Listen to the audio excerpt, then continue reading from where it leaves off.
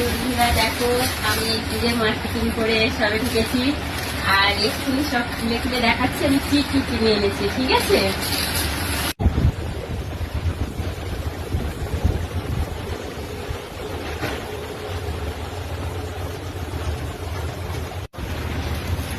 দেখো বন্ধুরা, এইটা ঢাকাই জামদানি, আর এটা তাঁতের শাড়ি, আর এটা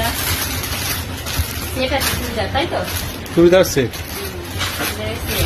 আর দেখাচ্ছি না, শাড়ি দেখাবো। এটা লং কুর্তি, তাই তো। এটা জিন্সের সঙ্গে পরার জন্য টপ। এটা 3 পিস।